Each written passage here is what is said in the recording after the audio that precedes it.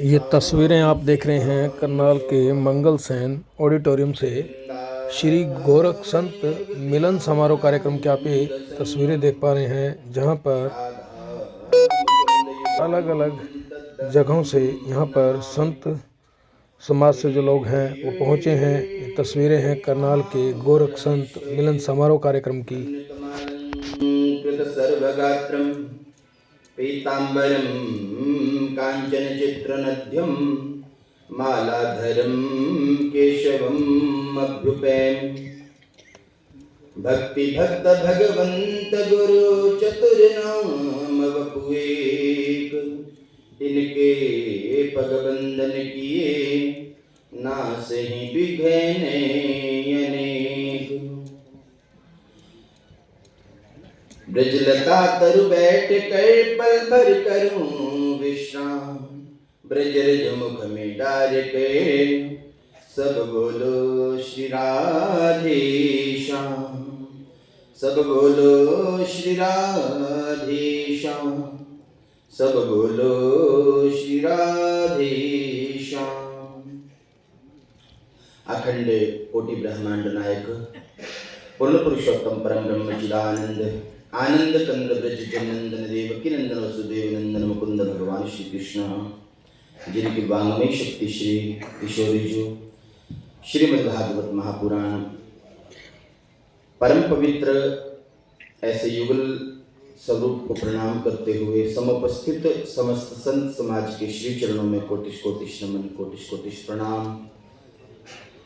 आज का जो यह समायोजन हमारे योगी जी के द्वारा यहाँ पर रखा गया है, विशेषतः आज के संदर्भ में समरसता के ऊपर और किस तरह से हम सब सनातनी एक हों, ये धारा जो स्वतः पिछले लाखों वर्षों से बहती हुई सनातनी धारा पुनः एकत्रित होकर हम सब सनातनी समाज के उत्थान के लिए और सनातन के उत्थान के लिए कैसे कार्य करें। अभी 2 ही दिन पहले चंडीगढ़ में भागवत कथा का विश्राम हुआ और सीधे हम चंडीगढ़ से ही आज यहाँ पे पहुंचे हैं। यात्राएं निरंतर चलती रहती हैं, परंतु आज की जो यह यात्रा, आज का जो ये चिंतन है, ये अत्यधिक महत्वपूर्ण चिंतन है। आज सनातन के ऊपर एक तरफ से नहीं अपितु चारों तरफ से प्रहार हो रहे हैं और इसका एक ताजा उदाहरण बांग्लादेश है। बांग्लादेश में निरंतर हिंदुओं की हत्या हो रही है और न जाने कितने हिंदू कितने सनातनी वहां पर, वो सनातनी तो सामने आते हैं जो मीडिया के सामने आ जाते हैं, परंतु कितने ऐसे सनातनी हैं जो मीडिया के सामने, वहां की मीडिया जिन बातों को छुपा लेता है। संत समाज में आक्रोश है, संत समाज न्याय चाहता है, संत समाज चाहता है कि हिंदू एकत्रित होके, इकट्ठे होके उस बांग्लादेश को भी सबक सिखाएं जो देश कभी हमारे में से ही निकला था। वो एक छोटा सा भूभाग जो शायद विश्व में जिसका कोई विशेष स्थान भी नहीं है, और भारतवर्ष केवल और केवल हमारे द्वीप को नहीं देखता। हाँ, एशिया में ही भारत का स्थान नहीं, अपितु पूरे विश्व में भारत का जो स्थान है।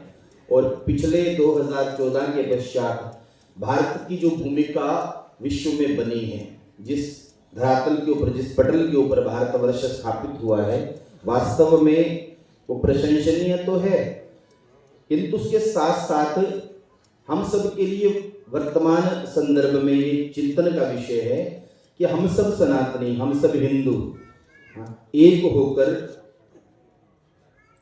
धर्म के जागरण का सारे विश्व को संदेश दें। कहते हैं भरा नहीं जो भावों से, बहती जिसमें रसधार नहीं, हृदय नहीं वो पत्थर है जिसमें स्वराष्ट्र का प्यार नहीं, जिसमें स्वदेश का प्यार नहीं। जो हृदय स्वराष्ट्र के प्रेम से नहीं भरा, अपने देश के प्रेम से नहीं भरा, वो हृदय नहीं, वो पत्थर है। नवरसः सन्ति नवरसः श्रृंगार हास्य करुण रौद्र वीर भयानक विभत्स और अद्भुत। नवम रस के रूप में शांत रस को माना जाता है। नौ रसों के ऊपर हमारे शास्त्रों की रचना हुई। केवल एक करुणता के ऊपर वाल्मीकि ने रामायण की रचना कर दी। करुणता हमारे हृदय को आत्मसात करती है। हम करुण हृदय हैं, प्रत्येक सनातनी करुण हृदय है। प्रत्येक सनातनी के मन आत्मा में करुणता है, किंतु करुणता कहाँ तक आवश्यक है? कहा केवल वहां तक आवश्यक है जहां पर सामने वाले की दृष्टि भी सम्यक हो, उचित हो, ठीक हो। आज के संदर्भ में अगर हम देखें कि भारत तो पूरे विश्व को एकता के सूत्र में बांधने का प्रयत्न करता है, भारत तो पूरे विश्व को जोड़ने का प्रयत्न करता है, भारत तो पूरे विश्व को शांति का संदेश देता है, परंतु ये छोटे छोटे देश, ये छोटे छोटे राष्ट्र जो उन हिंदुओं को कष्ट पहुंचा रहे हैं, उन सनातनियों को कष्ट पहुंचा रहे हैं, जो वहां पर किसी को वहां पर रहकर सता नहीं रहे, कष्ट नहीं दे रहे। सो मुसलमानों के बीच में एक हिंदू परिवार का रहना कितना कठिन है आज के संदर्भ में, परंतु 100 हिंदुओं के बीच में एक मुसलमान बड़े आराम से रह रहा है।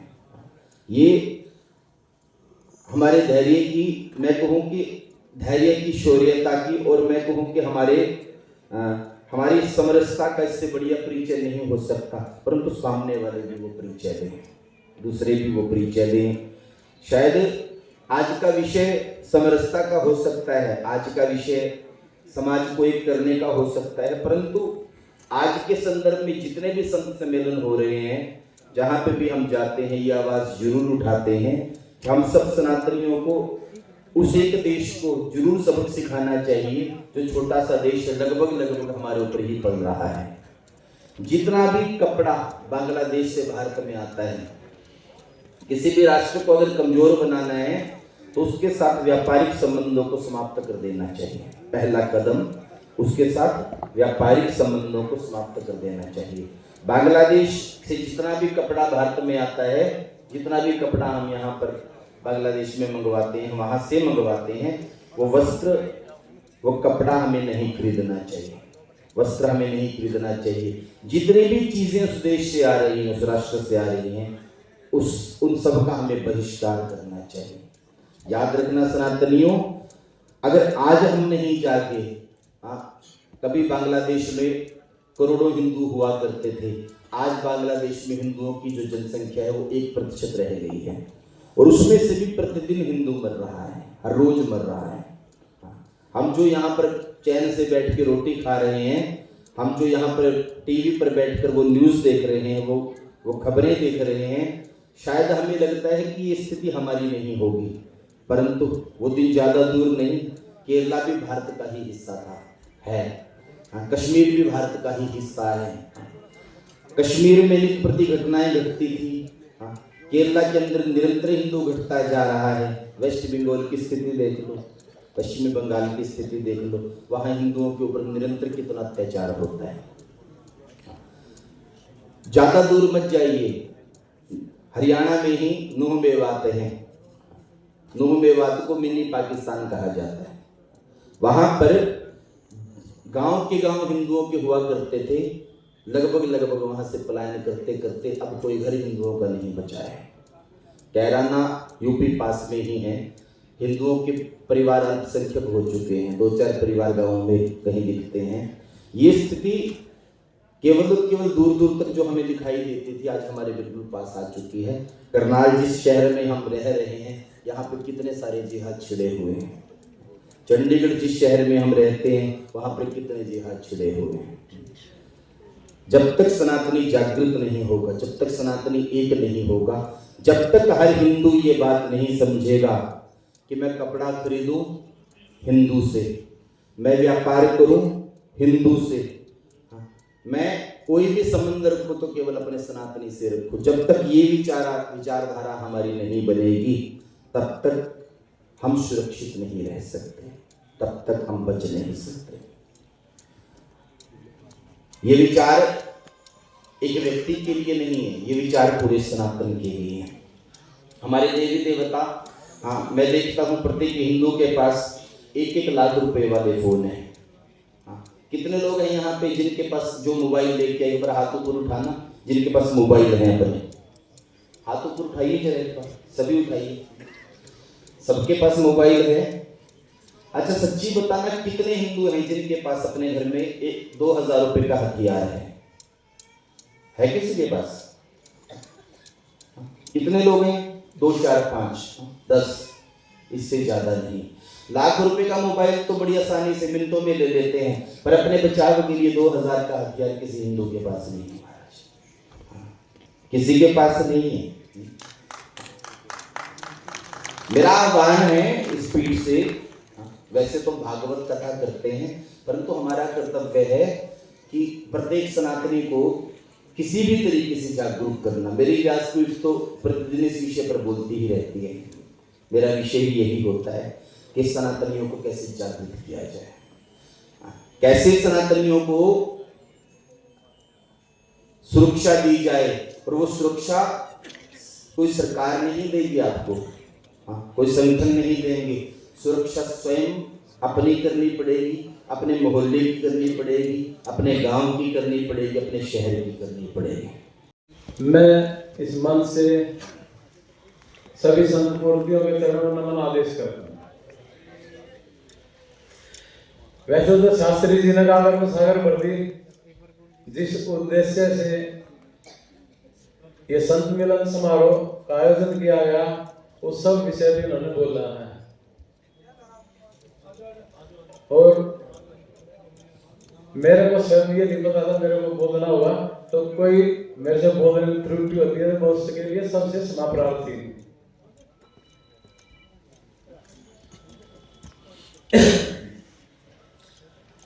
कुछ शब्द ऐसे होते हैं मंच से जब बोले जाते हैं तो वो आपत्तिजनक की गिनती में आते हैं। यहाँ पे देश के आधार स्तंभ है हमारा पत्रकार मंडल, हमारे संविधान कानून के रखवाले। कुछ साल पहले एक शब्द दिया था हिंदू आतंकवाद। वैसे तो ये बोला जाता है आतंक का कोई धर्म नहीं होता, कोई मजहब नहीं होता, लेकिन जब पकड़े जाते हैं तो सभी का मजहब ही मिलता है, धर्म नहीं मिलता। हिंदुओं को दबाने के लिए ये शब्द गढ़ा गया कि हिंदू अपने अस्तित्व की लड़ाई ना लड़ पाए। उसके बाद जब हिंदुओं का अस्तित्व बचाने की लड़ाई और तेज हुई तो एक नए शब्द का जन्म हुआ, हेट स्पीच। अगर आप अपने अस्तित्व को बचाने के लिए कुछ बोलते हो तो हेट स्पीच नहीं है, माफ करना मेरे को, हो सकता शब्द कर रहे हो, वो सेल्फ डिफेंस स्पीच है।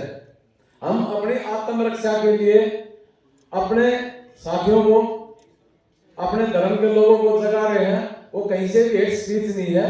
अभिव्यक्ति की आजादी में लोग देश के टुकड़े टुकड़े करने की बात करते हैं, लेकिन अगर हम अपनी पीढ़ियों को, अपने अस्तित्व को, अपने धर्म को बचाने के लिए बात करते हैं तो उसको हेट स्पीच का नाम दिया गया ताकि इनको और ज्यादा दमन किया जाए।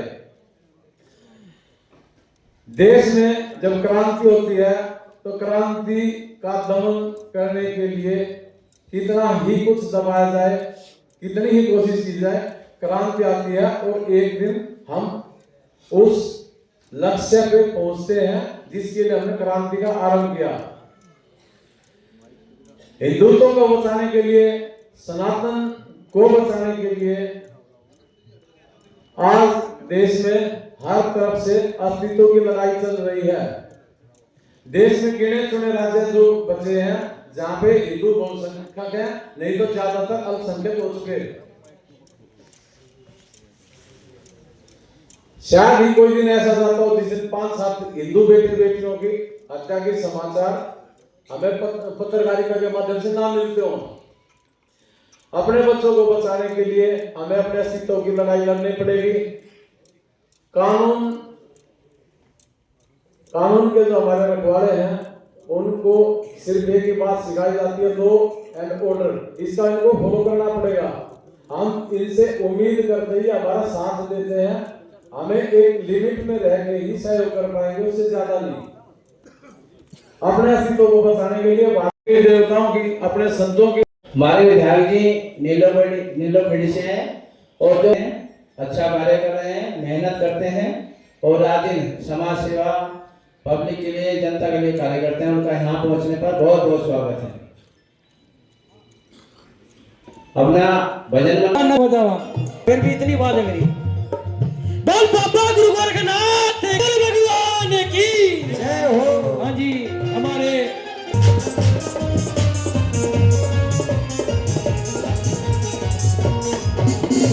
बाबा गुरु गोरखनाथ जी के शिष्य मन से बाबा बालकनाथ जी और हमारे जोगी माजरा से नाथी आए हुए हैं। सभी नाथों के चरणों में मेरा पहले तो हाथ जोड़कर नमस्कार। तो बाबा गुरु गोरखनाथ का एक मस्त भजन आपके सामने प्रस्तुत किया जाए।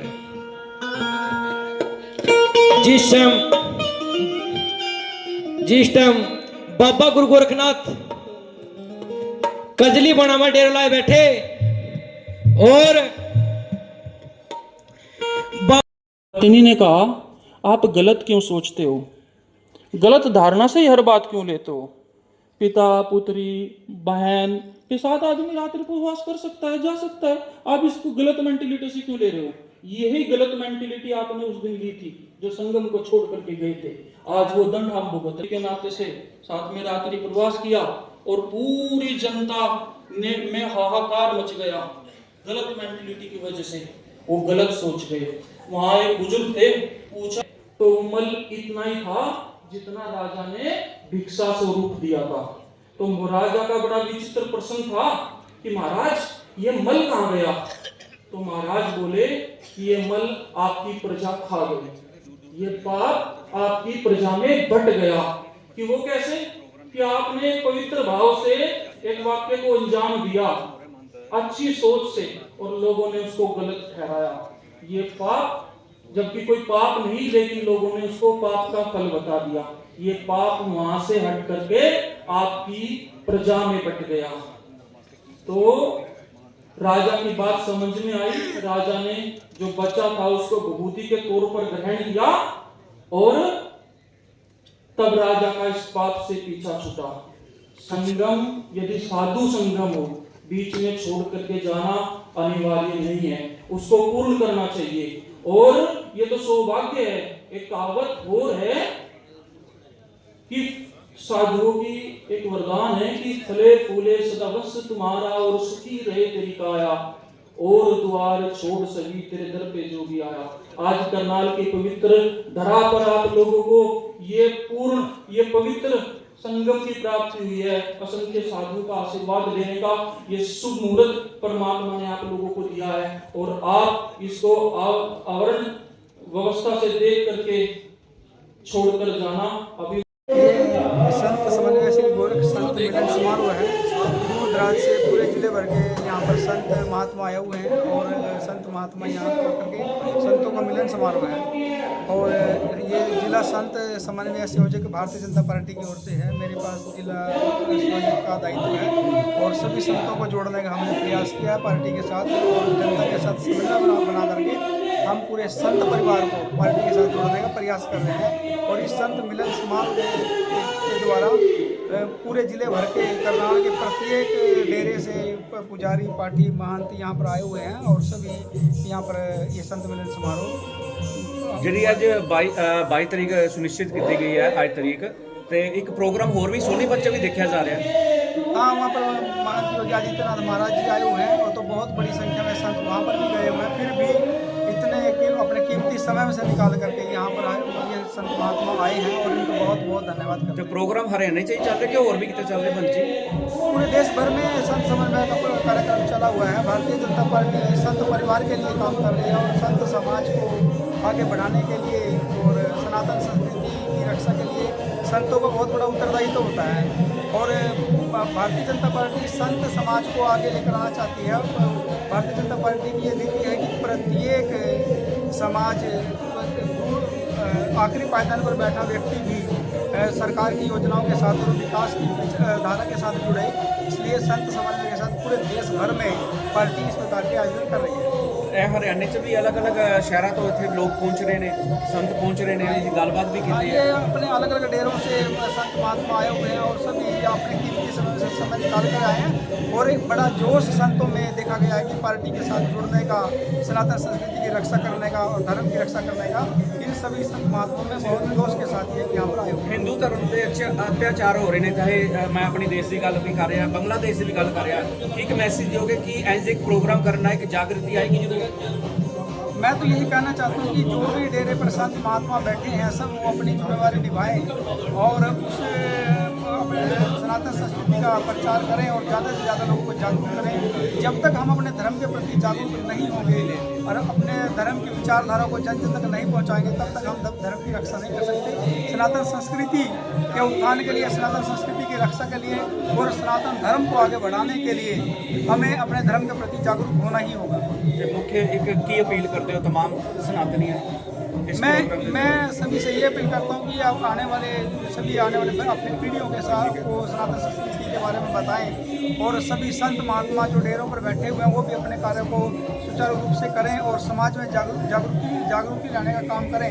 जब तक प्रत्येक संत समाज में जागृति लेकर आएगा तो सनातन संस्कृति पुनः से पूरे विश्व के पटल पर बुलंदी से खड़ी हो सकेगी। कई संत, कई महात्मा जी का, रमणीक शास्त्री जी का, जितने भी अपने संत आए सभी के चरणों में प्रणाम करता हूँ। सबसे बड़ी खुशी मैंने इस बात की है कि रघुनाथ जी हमारे गांव सुल्तानपुर से ही रहने वाले हैं और इनका ये प्रयास बहुत ही अच्छा लगा मैंने। जैसे पहले प्रयास है, ये इतनी संतों का आना बहुत बड़ी बात है और मैं तो इनको बचपन से ही जानता हूँ। इनका पूरा परिवार ही शुरू से सेवा में है। इनका परिवार क्या सारा जितना इनको है नहीं, सभी बहुत शुरू से ही सेवा में, मालिक तक सेवा में लगा हुआ है। तो मेरा तो इनसे यही आशीर्वाद, मतलब मैं तो क्या आशीर्वाद दे सकूँ। देखो, जब कोई भी भगवा बाणा धारण कर लेता है तो कितनी बड़ा आदमी, कितने ही चाहे वो किसी पद पे हो, उसका मस्तिष्क इस मतलब वस्त्र के सामने, इस भगवे बाणे के सामने झुक जाता है। तो मैं अपने जैसे लड़ाई से हमारे संत जी आए, बहुत अच्छी तरह जानते हैं, बहुत ही ये भी बहुत अच्छे हुए हैं। जितने भी अपने संत आए हैं उनका मैं तहे दिल से धन्यवाद करता हूँ। और आपने इस मतलब सनातन धर्म को जो उठाने का बीड़ा उठा रखा है, बहुत अच्छी पहल है ये। मैं इसको बहुत साधुवाद देता हूँ और ज़्यादा ना बोलता हुआ सभी के चरणों में संतों के मैं प्रणाम करता हूँ। जय हिंद, जय भारत। झेलना पड़ता है, परंतु फिर भी चाहे आंधी आओ, तूफान आए, चाहे कितने बड़ा संकट आए, परंतु एक संत हिमालय पर्वत की तरह अडिग रहता है। जिस प्रकार से हिमालय पर्वत इस पूरे संसार को ठंडी बौछार दे करके ठंडक देता है, उसी प्रकार से एक संत संस्कृति, समाज और सभ्यता की रक्षा करने का काम करता है। चाहे संत अपना कुछ भी ना करे, परंतु यदि सनातन जिंदा है, यदि सनातन धर्म है, हिंदू धर्म बचा हुआ है, तो वह संत समाज के कारण से बचा हुआ है। मंदिर के अंदर जब पुजारी पूजा पाठ करता है, एक डेरे के अंदर संत योगी जोगी जब समाज में जागृति लाने का काम करता है, मैं तो ये कहता हूं कि यदि संत समाज न हो तो सनातन का अस्तित्व ही नहीं रहेगा। यदि सनातन का अस्तित्व बचा हुआ है तो आप लोगों की वजह से बचा हुआ है। और भारतीय जनता पार्टी ने ये बहुत बड़ी पहल की है कि संत समन्वय एक विभाग का निर्माण किया है कि संत समाज को भी मुख्य धारा के साथ जोड़ करके मुख्य धारा में लाया जा सके, ताकि संत समाज की समस्याएं, दुख तकलीफ यदि उसके जीवन में आता है, उनके समाधान के लिए पार्टी के साथ जोड़ करके, समाज के साथ समन्वय बना करके एक संत की भी समस्याओं का समाधान हो सके। ऐसा कार्य भारतीय जनता पार्टी ने करने का प्रारंभ किया है और मुझे आप लोगों का सेवक नियुक्त किया है। जिला संयोजक संत समन्वय भारतीय जनता पार्टी का दायित्व मुझे दिया है और मैं अपने जीवन में पूरी अपने दायित्व को निभाने का भरसक प्रयास करूंगा। प्रत्येक संत महात्मा की यदि कोई समस्या है, कोई दिक्कत है या कोई भी आपको किसी प्रकार की परेशानी आती है तो आप संत समन्वय भारतीय जनता पार्टी में अपनी समस्या को रख सकते हैं। हम पूरा समन्वय आप लोगों के साथ है और मैं आश्वासन दिलाता हूं कि यदि कोई समस्या, कोई दिक्कत आपके जीवन में आती है तो हमें याद करते हैं, हम पूरा संत समन्वय आपकी सेवा में हाजिर रहेगा और हम अपने जीवन में संस्कृति की रक्षा करने के लिए काम करते हैं। ये हमारा परिवार है, संत परिवार है। आप भी भगवाधारी संत हैं, हम भी भगवाधारी संत हैं, परंतु भारतीय जनता पार्टी चाहती है कि समाज के प्रत्येक वर्ग का समान विकास हो सके और प्रत्येक वर्ग को मुख्य धारा में लाया जा सके। बहुत सारे संतों की समस्याएं हम गांव-गांव, मंदिर-मंदिर, डेरे-डेरे गए हैं।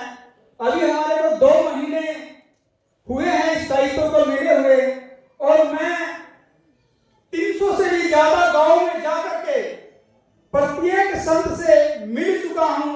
उसकी दुख तकलीफ को मैंने बड़ी करीबी से जाना है। उनके पास जा करके उनका हालचाल जाना है, हालचाल पूछा है और वो प्रेम है कि इतनी बड़ी संख्या में आप लोग संत महात्मा यहाँ पर आए हैं। ये हमारा संतों का प्रेम है। आज संत समन्वय सम्मेलन करनाल में है और मुर्थ में हमारे बाबा योगी आदित्यनाथ महाराज जी आए हुए हैं। बहुत बड़ा कार्यक्रम वहां पर हुआ है। आज हमारे भारतीय जनता पार्टी के गणमान्य नेताओं ने यहाँ पर आना था। माननीय प्रदेश अध्यक्ष जी योगी जी के कार्यक्रम के कारण उस कार्यक्रम में व्यस्त हुए। माननीय मनोहर लाल खट्टर जी भी कार्यक्रम में गए हैं, क्योंकि बहुत बड़ा सम्मेलन, पूरे प्रदेश भर का सम्मेलन आज मुरथल में है और हमने यहाँ पर करनाल में सम्मेलन रखा हुआ है। इसीलिए हमारे जो बड़े नेता हैं वो समय का अभाव होने के कारण समय निकाल नहीं पाए और अभी उनको आने में समय लगेगा। इसीलिए हमने ये चाहा कि संत महात्माओं को इतना ज्यादा ही इंतजार न करवाते हुए हम आपसे बातचीत करें।